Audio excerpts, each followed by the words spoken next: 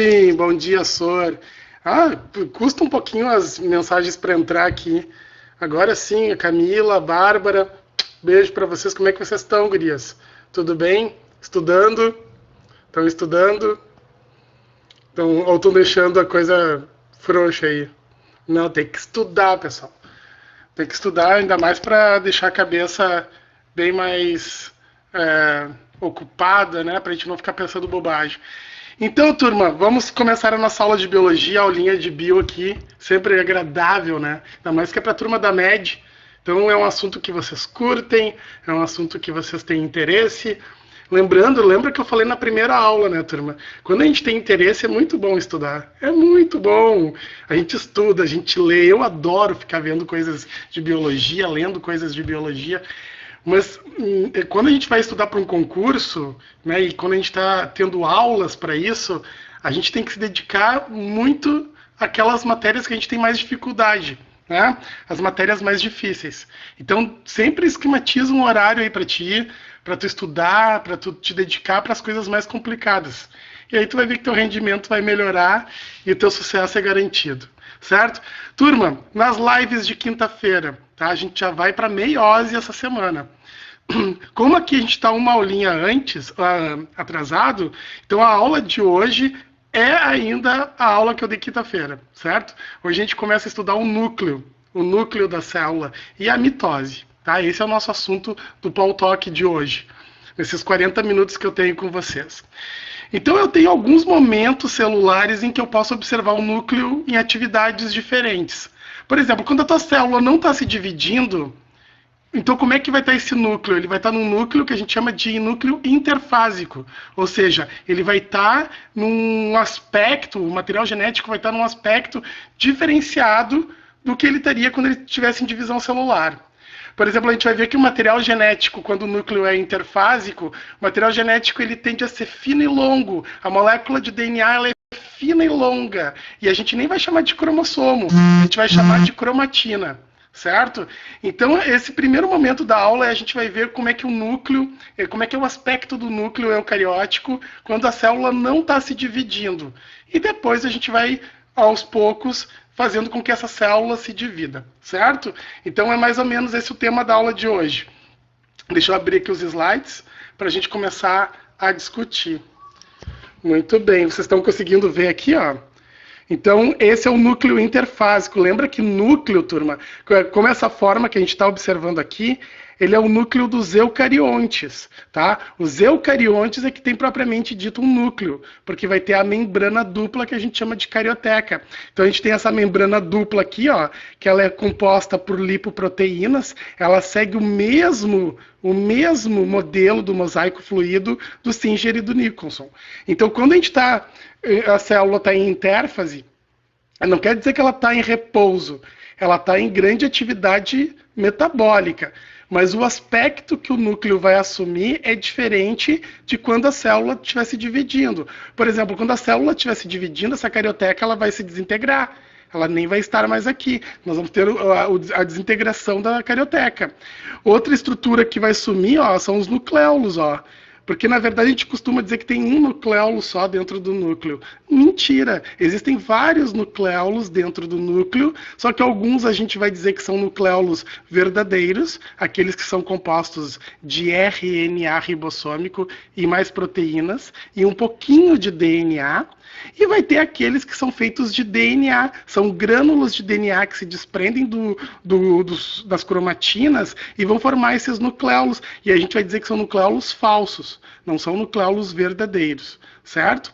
Banhando todo o material genético e banhando esse nucleolo aqui, a gente tem a cariolinfa, ou nucleoplasma. Na verdade, essa cariolinfa, ou nucleoplasma, tem a mesma composição do citoplasma. Ele não é nem líquido, nem sólido, ele é um coloide. E ele vai fazer, então, com que essas estruturas fiquem todas submersas nele, entendeu? Essa é a função do nucleoplasma, né? Fazer com que essas estruturas ganham disposições específicas dentro do núcleo. Basicamente é isso. E a composição é basicamente água. É água no estado coloidal. Então esse é o aspecto aqui, turma, do núcleo interfásico. Vai ter carioteca, vai ter nucleolo, vai ter nucleoplasma e vai ter a cromatina, certo? Vamos ver agora uma por uma aqui. Olha só. Então aqui o primeiro slide que eu estou mostrando aqui para ti é da carioteca. Turma, a carioteca, ela é sintetizada pela membrana plasmática mesmo. É a membrana plasmática que vai formar essa estrutura. Ou retículo endoplasmático rugoso, certo? Nós temos essas duas estruturas que podem promover a existência da carioteca. A carioteca, ela tem 3 características, tá? Que tu tem que gravar para tua prova. Ela é uma membrana dupla, então elas são 2 membranas, tu pode ver aqui no desenho, uma membrana dupla. Ela é totalmente porosa, ela é cheia de poros que vão permitir seleção de nutrientes. Elas vão permitir que o RNA mensageiro saia dali. Quando tu tiver o fenômeno da transcrição, o RNA mensageiro vai sair por esses poros. Também nucleotídeos vão entrar, vão sair dali, aminoácidos, ácidos graxos. Então tu tem ali uma seleção de nutrientes que vai acontecer a nível de carioteca, certo? E ela é lipoproteica, então ela é formada de 2 camadas de fosfolipídios e uma de proteína. É o mesmo modelo do Singer e do Nicholson. Então essas 3 características grava aí na tua mente. Ela é dupla, ela é porosa e ela é lipoproteica. E ela só vai existir no reino fungi, no reino protista, no reino vegetal ou plantê e no reino animal ou metazoa, certo?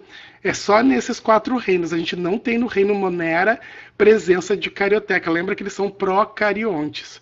Eles não têm essa cariotecazinha aí. Certinho? A outra estrutura que a gente vai encontrar dentro do núcleo é a cromatina. O que é a cromatina, professor?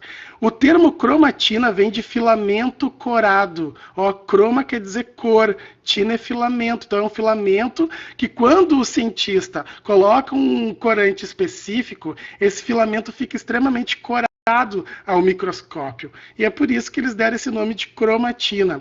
Só que a cromatina ela é uma estrutura formada basicamente de 2 substâncias, de DNA e de histonas. Claro que existem outras proteínas que vão compor a cromatina, mas as histonas elas vão formar complexos junto com o DNA, que a gente chama de nucleossoma. Tá? São os nucleossomas. Então, vários nucleossomas vão compor a minha cromatina, certo? Qual é o aspecto da cromatina, professor? É um aspecto descondensado e desespiralizado. Ou seja, não está ainda curto e grosso, está longo e fino. Só vai ficar curto e grosso quando começar a divisão celular, lá na prófase, tá? Quando a gente for entrar depois na prófase. Aí sim, esse filamento ele começa a espiralizar e começa a condensar. Mas a cromatina que vocês estão vendo aqui, ó, eu espero que vocês consigam enxergar direitinho aí, ela é longa e fina. E é um complexo entre o DNA e histonas. Histonas é com H, tá, turma? Para vocês que estão anotando aí. E aí, esse complexo DNA e histoma vai formar, aqui, ó, deixa eu mostrar aqui para ti, essas bolinhas aqui, ó, tá vendo? Essas bolinhas aqui são os nucleossomas. Então, vários nucleossomas vai compor a cromatina. E aí, cara, olha só, deixa eu ver se eu consigo mostrar aqui para vocês. Tá meio ruim aqui. Agora sim. Olha só, a cromatina, turma, ela tem 2 zonas, tá? Isso aqui é bem importante para nossa matéria. Então, são 2 regiões dentro da cromatina. Uma que eu vou chamar de heterocromatina, percebe aqui? É uma zona espiralizada. Qual é a importância da heterocromatina? Nessas regiões onde está condensado, os genes que estão ali, eles ficam na forma inativa. Lembra, a tua célula não utiliza todos os genes que ela contém. Ela vai utilizar um pacote mínimo de genes para executar suas funções. Então, a maior parte dos genes que estão dentro do núcleo, geralmente eles ficam inativos. Eles ficam no estado de heterocromatina.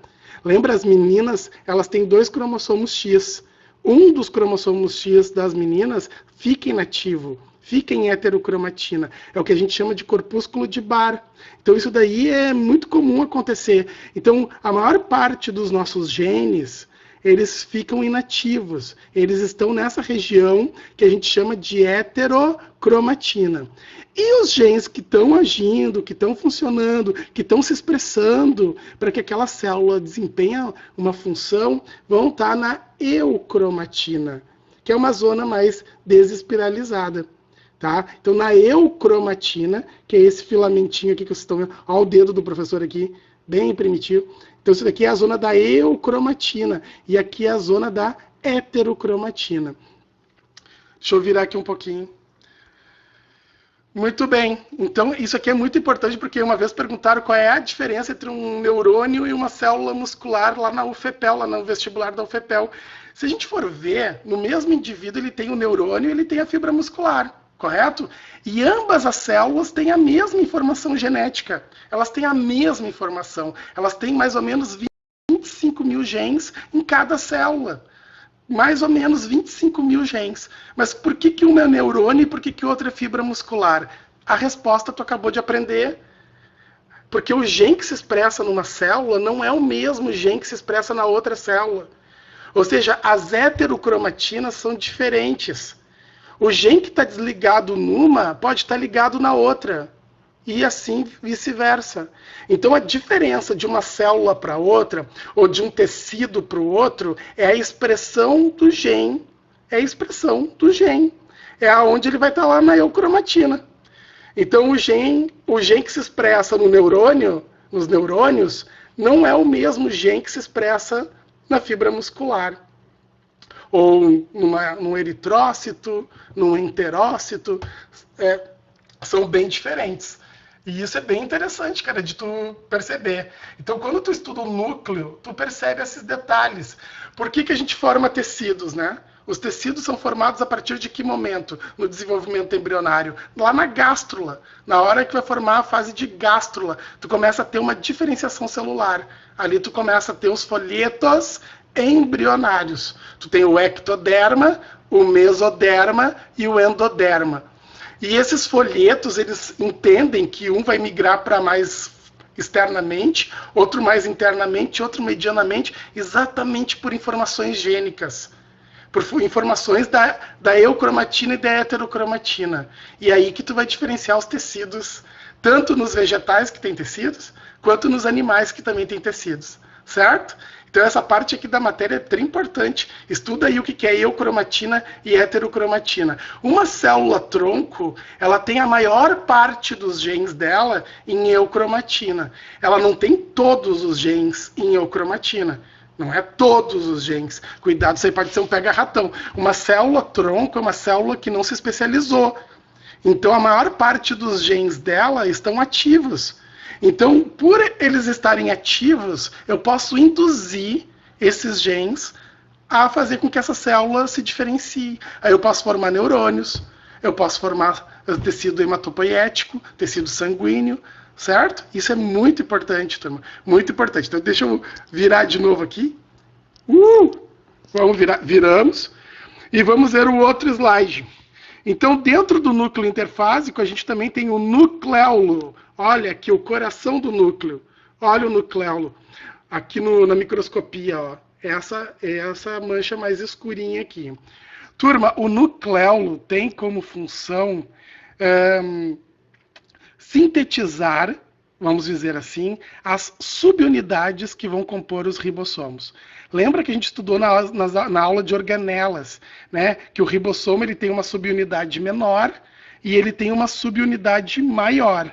Essas duas subunidades são sintetizadas pelo nucleolo, porque o nucleolo ele é um centro de RNA ribossômico. Ele é formado a partir da zona organizadora do nucleolo.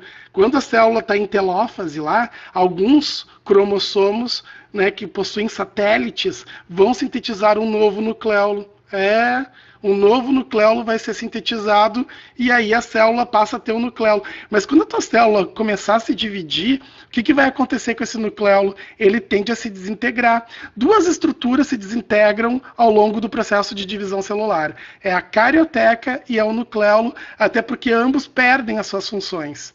Eles tinham funções anteriores muito importantes para a célula, para as atividades metabólicas da célula, mas depois eles passam a se desintegrar. E aí a síntese de RNA ribossômico vai despencar. Isso já foi questão da URGS, tá? Isso já apareceu na Universidade do Rio Grande do Sul, lá no vestibular. Então, com o desaparecimento do nucleolo, a síntese de RNA ribossômico também despenca. E aí a atividade metabólica tende a dar uma diminuída porque a tua célula vai se dividir.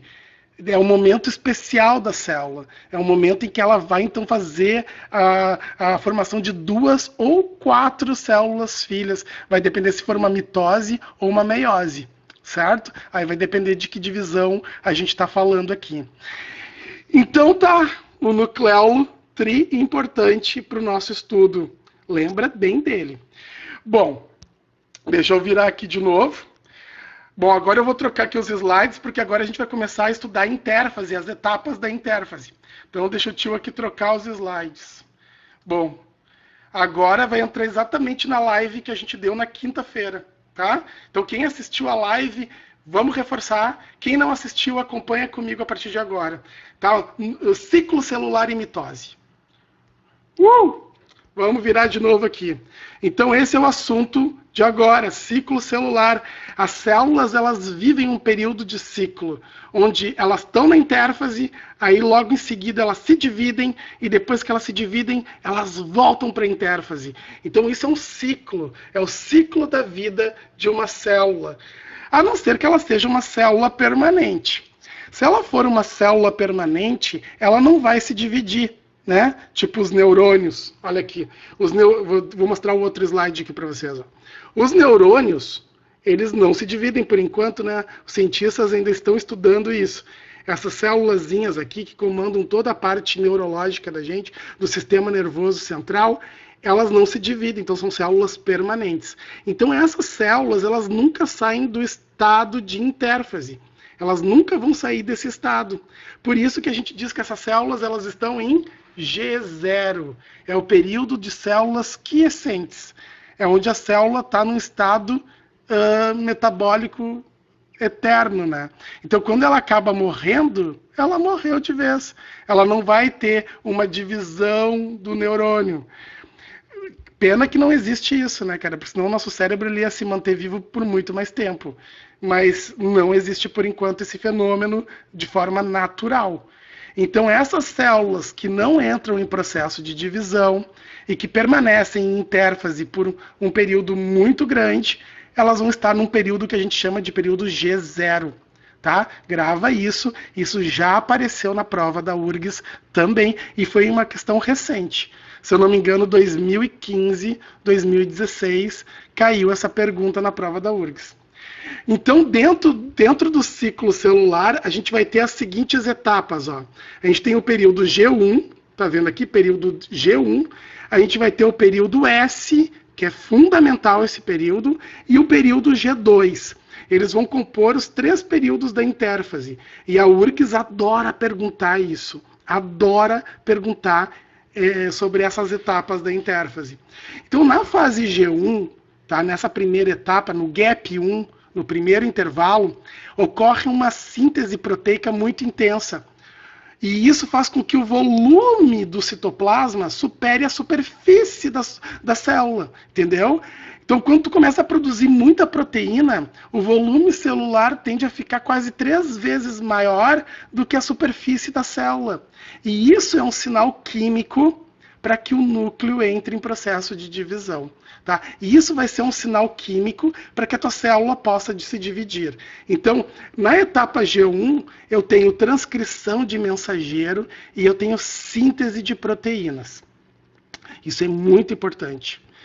Na etapa S, aqui que a gente está vendo aqui, é um momento crucial para a tua célula também, porque todo o material genético, todo o DNA, ou toda a cromatina que tem lá dentro vai duplicar, correto? Ela vai ficar o dobro da quantidade.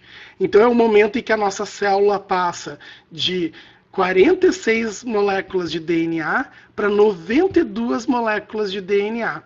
É um fenômeno que a gente chama de replicação do DNA. Ele é um processo semi-conservativo e isso a gente vai estudar futuramente aqui na nossa aula, as etapas da síntese proteica. Então é um processo muito importante. É um processo que não pode ter erro, porque senão as células filhas vão herdar esse erro genético. E aí pode ser uma coisa boa, essa mutação, ou pode ser uma coisa bem ruim, ou pode ser que nada aconteça também. Lembra que mutação tem três direcionamentos. Ou é uma mutação neutra, ou é uma mutação vantajosa, ou é uma mutação desvantajosa. No caso aqui, ó, esse período S é um período crucial para que as mutações ou ocorram ou não ocorram. Isso a gente vai estudar adiante aqui no nosso conteúdo.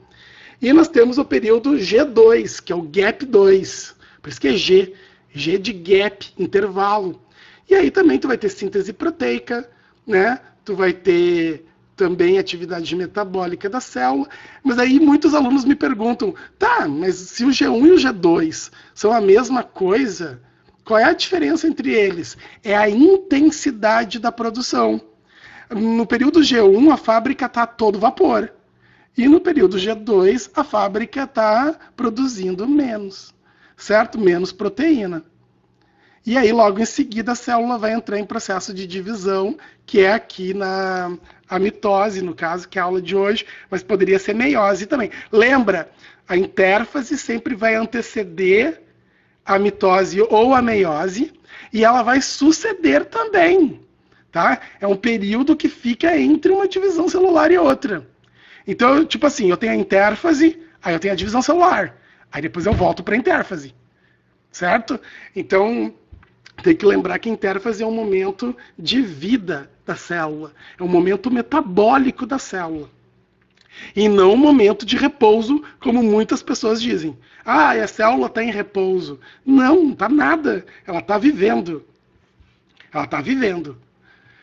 Muito bem, aqui para vocês, né, quem baixou os slides, tudo que eu falei agora há pouco está aqui nesse textinho. Eu tentei montar as lâminas para que vocês possam estudar com mais facilidade. Então aqui, período G1, o que acontece, no período S, o que acontece, e no período G2, o que acontece. Meu Deus, agora a gente vai ver um gráfico. E esse gráfico tem gráfico para mitose e tem gráfico para meiose. Certo? Na aula de meiose a gente vai ver outro gráfico. Então o que eu vou te mostrar agora é um gráfico que observa a quantidade de DNA ao longo do ciclo celular, ao longo do processo celular. Lembra que esse gráfico que eu vou te mostrar agora, ele é o gráfico da mitose. Quando a gente for estudar meiose aqui no Paltalk, aí vai ser outro gráfico, tá? Então gira para lá, vamos olhar aqui. Muito bem. Os organismos, eles têm diferente quantidade de DNA, né? Cada organismo tem o seu genótipo, né? Ou, aliás, o seu genoma, desculpa, a sua quantidade genômica de DNA. Por exemplo, nós humanos aqui, o Homo sapiens sapiens, ele tem 46 moléculas de DNA em suas células somáticas. O que é uma célula somática? É uma célula que vai compor o teu corpo, que vai constituir o teu corpo. Então são células do fígado, são células da pele, são células do rim, entendeu? Isso são células somáticas. Essas células somáticas, elas têm 2 genomas, porque tu é filho do teu pai e da tua mãe. Então tu tem 2 genomas. Então os nossos 2 genomas somados vai dar 46. 2N igual a 46. Já que um outro exemplo, o cachorrinho, o canis familiares, tem 78. Bastante, né? Um monte de DNA. Já a drosófila, que é a mosquinha da fruta, tem 8. Ela é muito estudada, já foi questão da URGS. Ela tem cromossomos gigantes. Então a drosófila foi usada muito para fazer pesquisas de genética. Tá? Elas têm cromossomos gigantes. No futuro eu vou mostrar aqui para vocês. Tá? Isso aqui é bem importante. Isso aqui é a drosófila. Ela foi um instrumento para estudar, por exemplo, o mapeamento cromossômico. O Morgan usou essas mosquinhas para fazer o mapeamento dos cromossomos. E depois vocês vão estudar com a Rê o linkage, e aí vocês vão precisar disso. Aqui a cebola tem 16, o gato tem 38. Isso que eu mostrei para ti agora, ó, é os 2 genomas de cada um desses organismos. Então, o número de DNA, a quantidade de DNA varia conforme o organismo que eu estiver estudando. Mas vamos pegar por base o Homo sapiens sapiens, tá? Então, vamos dar uma olhadinha o que acontece aqui no gráfico. Ao longo do processo interfásico, o que vai acontecer? Nós temos aqui quantidade N de DNA, quantidade 2N, que é quando tem os 2 genomas, e quantidade 4N, que é o dobro. Em que momento que passa de 2N para 4N?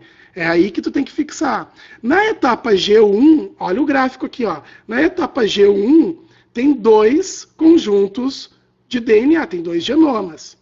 Quando vai para a fase S, olha o que acontece aqui, turma. Duplica a quantidade genômica.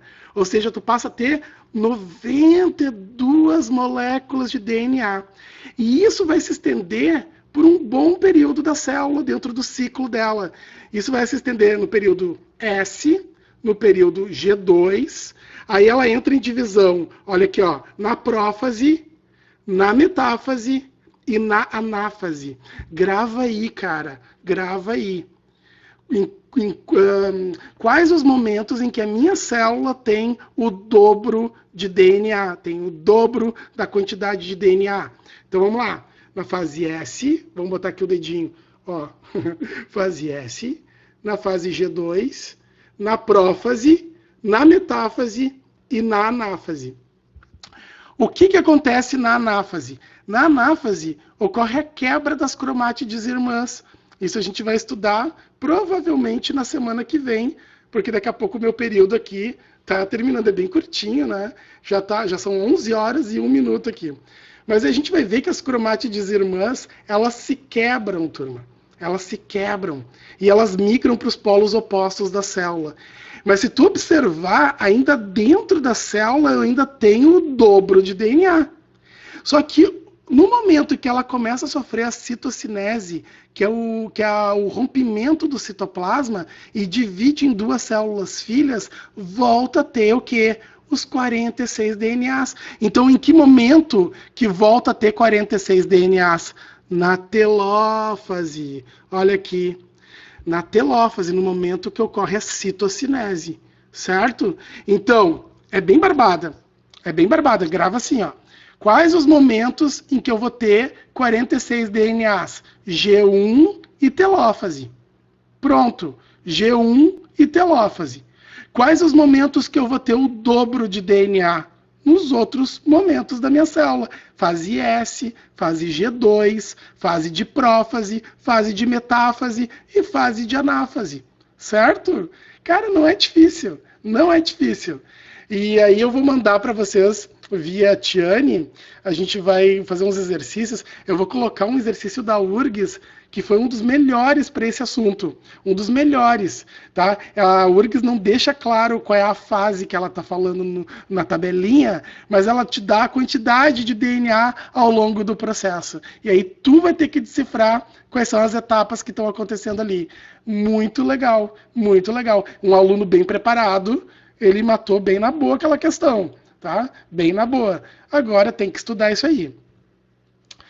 E para fechar o nosso conteúdo de hoje, agora vem uma das lâminas mais importantes da aula de hoje, que é o aspecto que o DNA assume ao longo do ciclo celular, ao longo da vida dessa célula. Qual é o aspecto que vai ter a dupla hélice do DNA? Então, muito bem. Tu sabe, vocês já estudaram com a Rê, nas aulas presenciais, os ácidos nucleicos.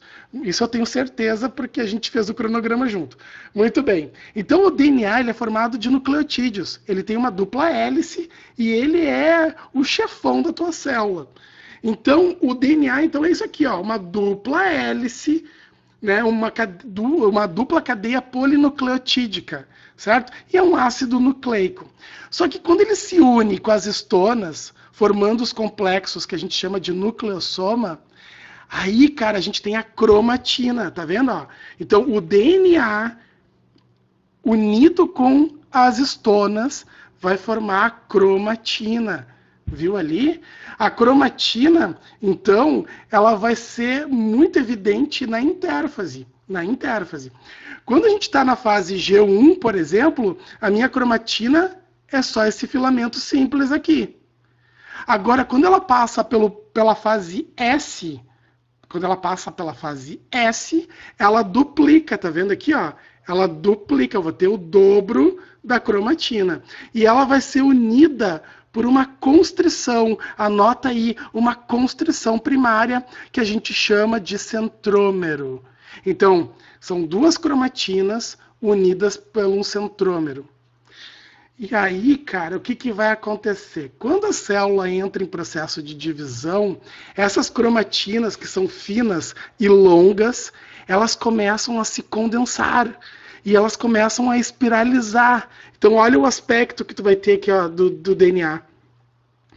E aqui tu já pode até chamar de cromossomo, velho. Aqui pode chamar de cromossomo. Porque tu vai ter os dois braços aqui, ó, já espiralizados e condensados. Aqui tu já vai poder chamar cada braço de cromátide. Cromátide, anota aí. E elas vão estar presas por essa constrição aqui, que é o centrômero, certo? Isso aqui, esse aspecto que tu está visualizando aqui, é típico da prófase. É típico da prófase. Na prófase eu tenho o início da condensação cromossômica. É o momento em que meus cromossomos vão iniciar o processo de condensação. Fechou? E agora olha o outro aspecto aqui. Esse é o mais bacana, que é quando ela atinge o máximo grau de condensação e de espiralização. Esse é o momento metáfase. É o momento em que os cromossomos vão se alinhar todos na placa equatorial. Então esse aqui, ó, esse quinto momento que tu está vendo aqui no slide, é o momento metáfase. É o momento de extrema condensação cromossômica, tá? Então, desde a dupla hélice do DNA, passando pela formação da cromatina, pela duplicação dessa cromatina, pelo início da condensação cromossômica e pelo auge da condensação cromossômica, tu consegue ver, cara, que durante o ciclo celular, o material genético ele assume formas, ele assume estágios, e depois ele volta ao normal. Quando a célula... Deixa eu voltar aqui para falar com vocês aqui. Quando a célula termina o processo de divisão celular, ela volta ao normal. Vai voltar lá para a cromatina de novo. No período G1, tu vai chamar de cromatina. No período S, tu chama de cromatinas duplicadas. Tá? Na fase de prófase, tu já vai chamar de cromátides. Porque aí já está condensando, velho. Então, cada braço do DNA vai ser uma cromátide unida pelo centrômero. Fechou? Turma, foi um prazerzaço ter conversado com vocês hoje, né? Foi um muito prazer, muito prazer. E aí, semana que vem tem mais um encontro aqui às 10h30, tá? Então, das 10h30 às 11h10, somos nós aqui na fita. Tá? Um super beijo, boa semana para todo mundo, estudem e façam os exercícios, porque isso é o que vai ajudar vocês a ter um bom desempenho. E vamos torcer para que a gente consiga se encontrar o mais rápido possível. Muitas saudades. Ó, não consigo fazer coraçãozinho porque eu estou no meu celular aqui, mas um coraçãozinho do Soro aqui para vocês. Baita beijo, fui.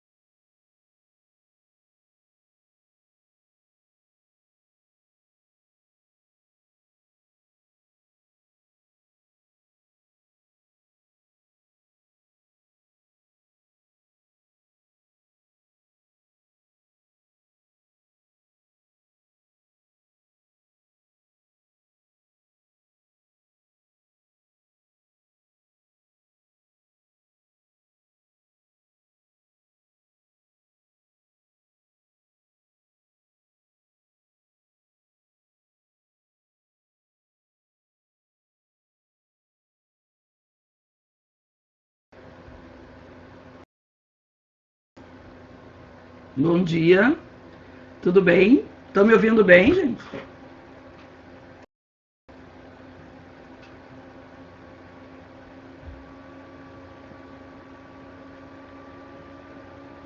Ah, que bom, Bia. Que às vezes esse meu microfone aqui dá pau.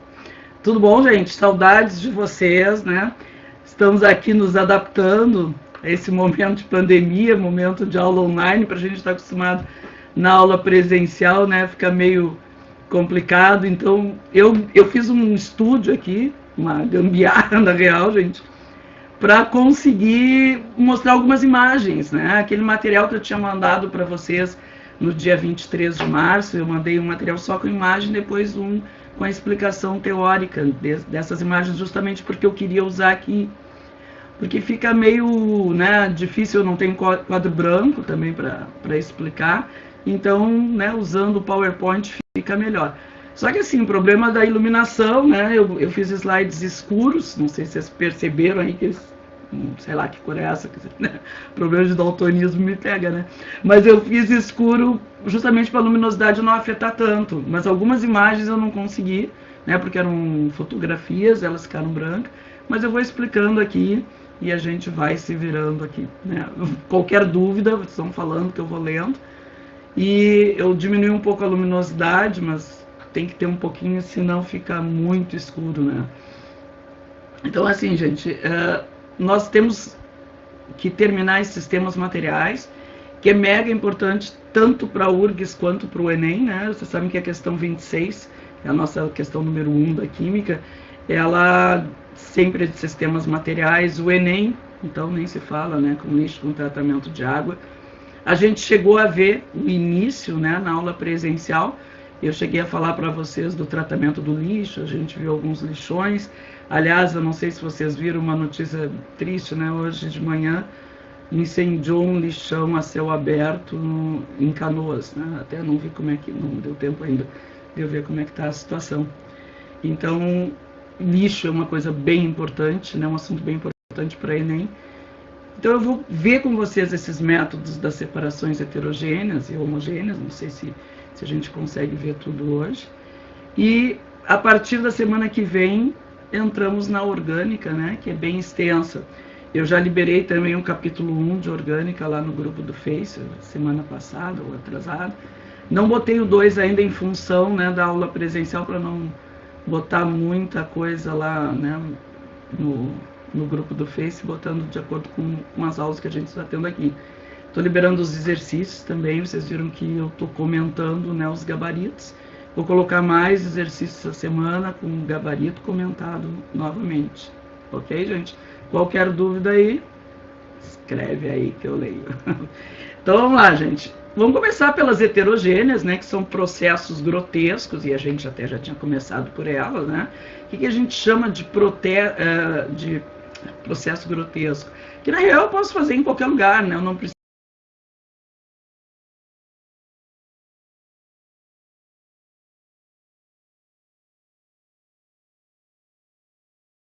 de fazer uma catação. Aqui já tinha comentado com vocês